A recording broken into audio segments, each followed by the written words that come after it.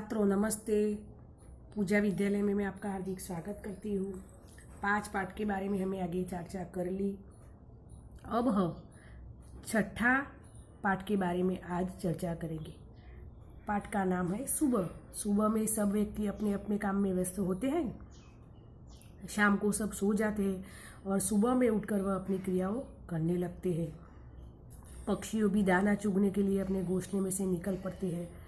हम भी चाय नाश्ता करके स्नान करके बाद में हमारी प्रवृत्ति में ऑफिस में जाना तो ऑफिस जाते, स्कूल में जाता है। इस तरह हमारी प्रवृत्ति में हम सब व्यस्त हो जाते हैं। इसकी बात बहुत अच्छी तरह इस इकाई यानी कि पाठ में बताई गई है। उसकी मैं विस्तृत जानकारी देती हूँ, ध्यान से सुनिए।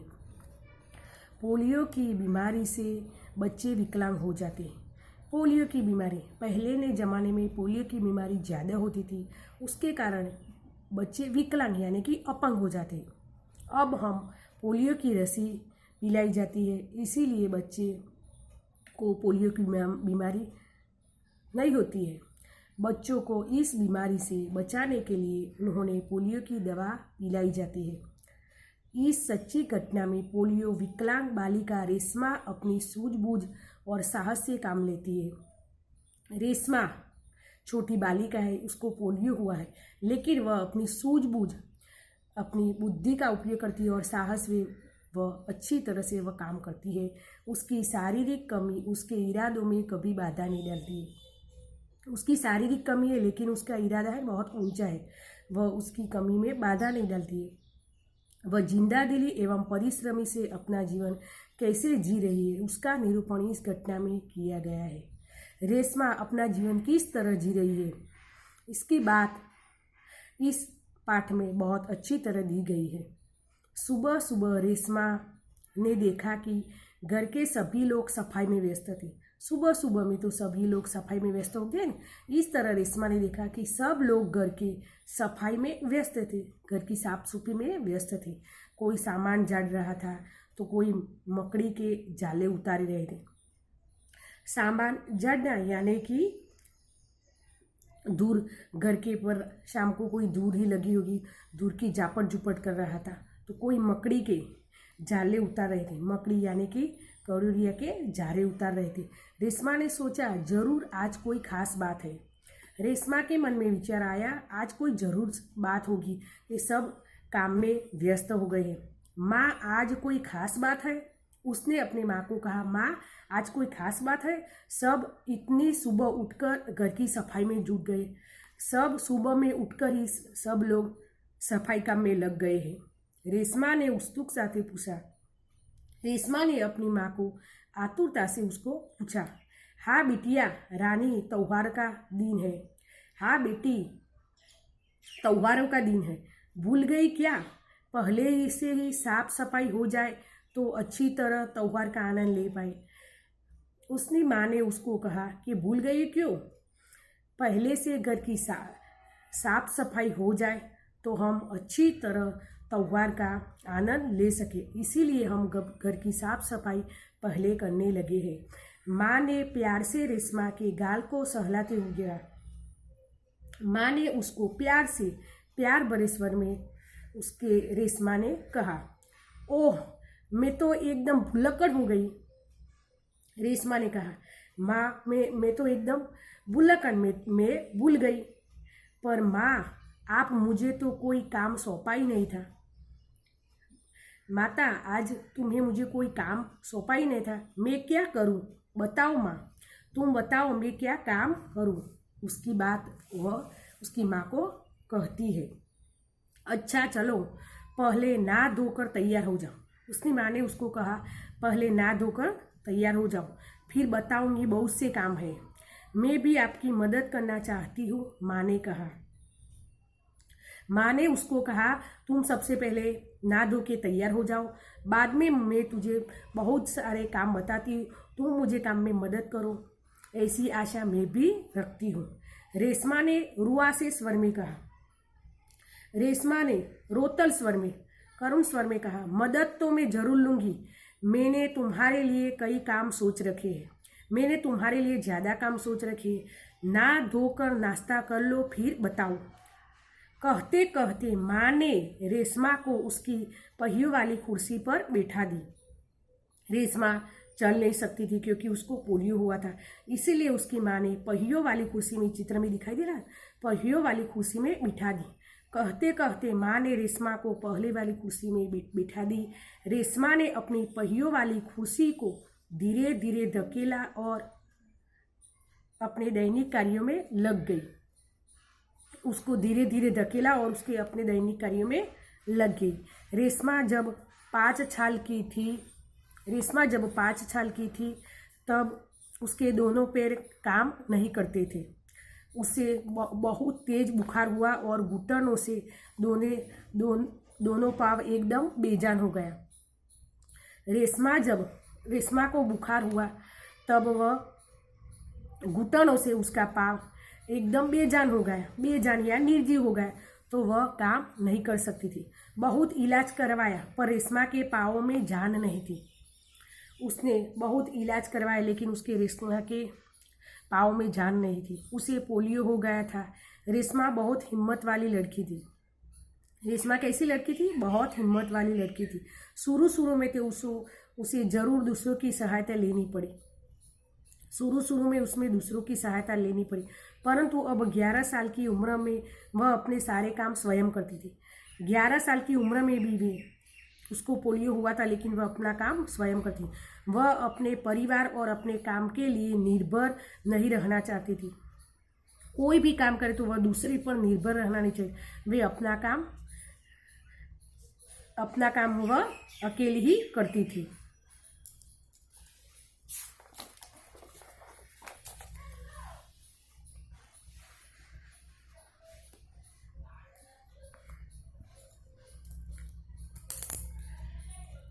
परिवार के सभी सदस्य, पिताजी, भाई, गोलू, दादाजी, सभी उसके बहुत प्यार करते थे। परिवार के सब सदस्य, गोलू, दादाजी, दादी, सब उसको बहुत प्यार करते थे। वह सबकी आंखों का प्यारा, बहुत प्यारा। माँ ने रसोई घर में सारे बर्तन, डिब्बे, बोतल नीचे उतार कर साफ कर दी थी। उसकी माँ ने घर की बर्तन यानी वासन, डिब्बे, बोतलों कांच की होती है ना, वो सब साफ कर दी थी। उन्होंने रेशमा को आवाज़ दिया, रेशु, अगर तुमने नाश्ता कर लिया हो तो काम में मेरा हाथ बटाओ। रेशु बेटा, तूने नाश्ता कर लिया होगा तो मुझे काम बताओ। हाँ माँ, मैं नाश्ता कर लिया। दूध के मेवे वाला दलिया बहुत अच्छा था। उसने नाश्ता कर लिया और वह कहती है दूध के मेवे वाला दूध का मगदर, काजू, बादाम, द्राक्ष ऐसे उसमें डाला हुआ दलिया बहुत अच्छा था। माँ, मैं हाथ धोकर अभी आती हूँ। रेशमा अपनी कुर्सी को धकेलती हुई रसोई घर में पहुंची। वह अपनी कुर्सी को धकेलती हुई रसोई घर में पहुंची और रेशमा ने बर्तन, डिब्बे पर बोतल लगा कर पकड़ाती गई। वे लेबल लगाकर डब्बे में जो ही रखा उसका नाम लिखकर लेबल लगाया और वह पकड़ती गई और उन्होंने व्यवस्थित ढंग से सजाती गई। रसोई घर में फिर से चमचमाने लगे।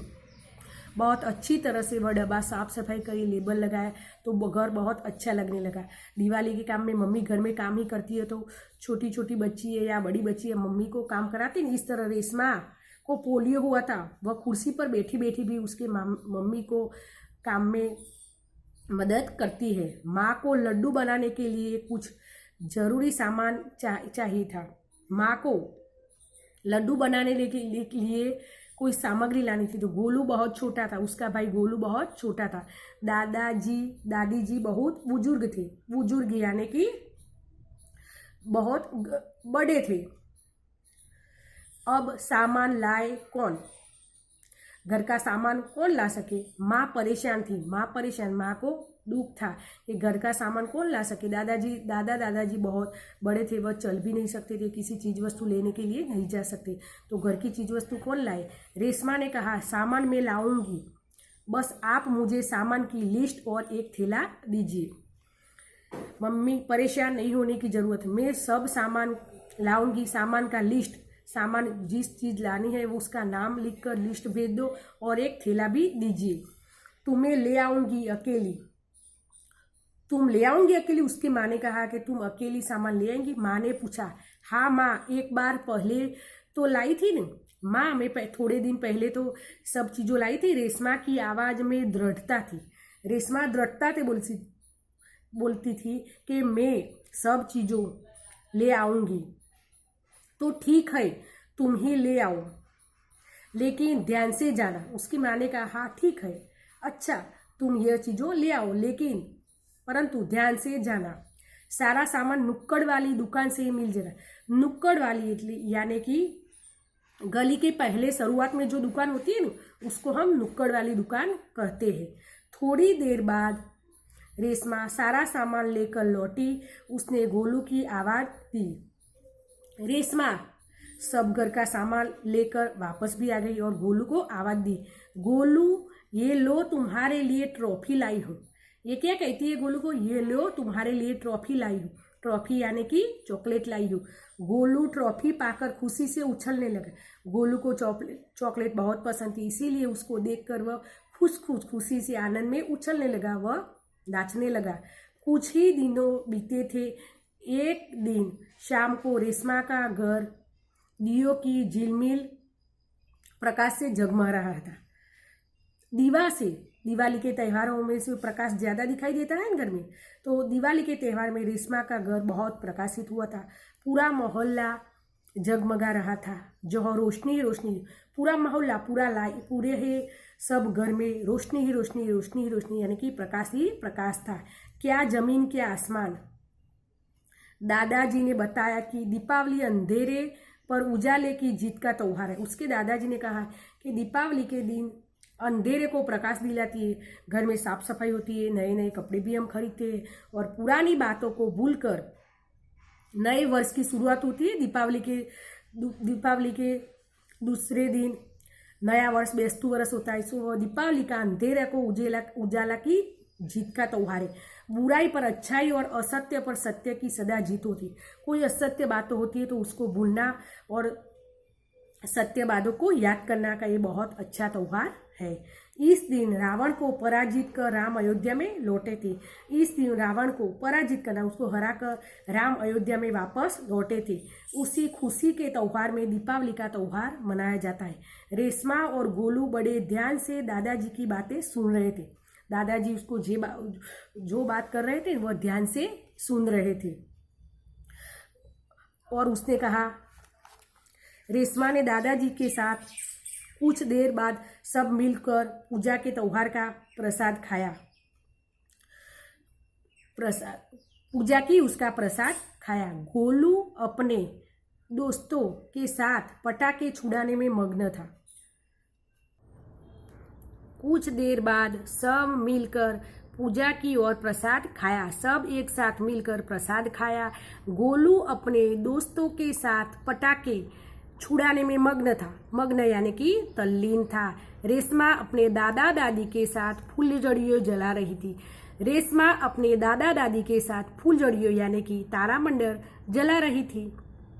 इतने में रेशमा ने क्या देखा कि गोलू जिस पटाखों को बुझा हुआ समझकर छोड़ दिया था, इतने में गोलू ने फटाका बुझा यानी कि फटाका चालू नहीं है ऐसा समझकर उसने फटाके को छोड़ दिया। उसमें से चिंगारियों निकलने लगी। इसमें से थोड़ी चिंगारियों यानी कि थोड़ा वह जलने लगा। गोलू की पीठ पटाखे की तरफ थी। गोलू की पीठ क्या थी? पटाखे की तरफ थी। रेशमा चिल्लाई, गोलू गोलू बच्चों, तुम्हारे पीछे पटाखा है। रेशमा ने जोर से आवाज दिया, गोलू गोलू तुम दूर खसो, तुम्हारे पीछे फटाखा है। फटाके के शोर में रेशमा की आवाज दब गई। फटाका का आवाज बहुत ज्यादा होता है ना, इसीलिए उसमें उसकी आवाज दब गई। बाकी के लोग कुछ समझ पाते। सबसे पहले रेशमा जल्दी जल्दी कुर्सी को धकेलती हुई गोलू के पास जा पहुंची। रेशमा कुर्सी को धकेलती धकेलती गोलू के पास जा पहुंची। उसने गोलू को जोर से धक्का दिया और खुद आगे निकल गई, क्योंकि वह फटाका से गोलू जल जाए, इसीलिए रेशमा अपनी कुर्सी को लेकर जल्दी ही जल्दी यह गई। अपनी कुर्सी की गति के कारण धड़ाम, कुर्सी की गति के कारण आवाज आया धड़ाम लेके। जोर का धमाका हुआ, कुर्सी का आवाज जोर से, धमाका आवाज हुआ। रेशमा की फुर्ती ने गोलू को जलन से बचा लिया। रेशमा की, उसने अपनी बुद्धि का उपयोग करके गोलू को जलन, फटाका से दच जाता, उसको बचा लिया। गोलू को कुछ समझ न आया कि उसे धक्का किसने दिया और क्यों। गोलू को समझ नहीं आया था कि वह फटाके में की जलन से बचाने के लिए धक्का किसने दिया था, क्यों दिया था। धमाके की आवाज सुनकर माँ पिताजी बाहर दौड़े।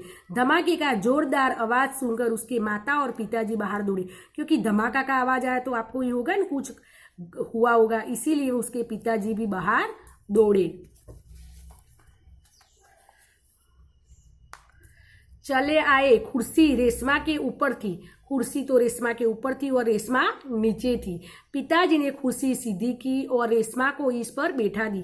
कुर्सी में से भी रेशमा नीचे गिर गई थी। माँ भयभीत थी, माँ तो टेंशन में हो गई, उसको वह भयभीत थी। बोली, कहीं चोट तो नहीं लगी है रेशू? वह रेशू को कहने लगी है, कहीं चोट, कहीं कोई ही जगह तो उसके लगा तो नहीं है, कोई दर्द तो नहीं हो रहा है, चोट तो नहीं लगी है। रेशमा ने उन्हें सारी बातें बताई। रेशमा ने उसको कहा, माँ चोट नहीं लगी, उसकी जो बात हुई फटाके की, गोलू के साथ जलन, वह बात बताई। सब ने रेशमा की पीठ थपथपाई। सब ने रेशमा को शाबाशी दी। गोलू रेशमा के पास आकर नाटकीय ढंग से बोला। रेशमा का आवाज गोलू ने सुना और नाटकीय ढंग से वह बोला, दीदी आज तो आप मेरी जान बचा ली। दीदी आज तो ते मेरी जान, मेरी बहुत जलन होगी तो मेरी मृत्यु हो जाए, उसकी वे मृत्यु, मेरी जान बचा ली। आपका यह धमाकेदार धक्का मुझे हमेशा याद रहेगा। वह धमाकेदार धक्का मुझे बहुत याद रहेगा। सभी लोगों खिलखिलाकर हंस पड़े। खिलखिलाकर बहुत हंसने लगे। रेशमा की शारीरिक कमी उसके इरादों में कभी बाधा नहीं डालती है। उसकी शारीरिक कमी कोई भी अच्छे कार्य में उसके वो बाधा नहीं डालती है, वो उसको तकलीफ नहीं देती है। वह आज भी इतनी जिंदा दिली और परिश्रम से अपना जीवन जी रही थी। जिंदा दिली, कोई भी विनोद प्रियता से वे अपना जीवन जी रही थी। उसकी यह बहुत नई सुबह होती है। वह हर सुबह अपने काम में नए इरादे से जुट जाती है। वे सुबह में भी अपने काम, कोई नए इरादे से, हम में नए नए काम करेंगे, इस इरादे से वे अपने काम में जुट जाती है। Thank you.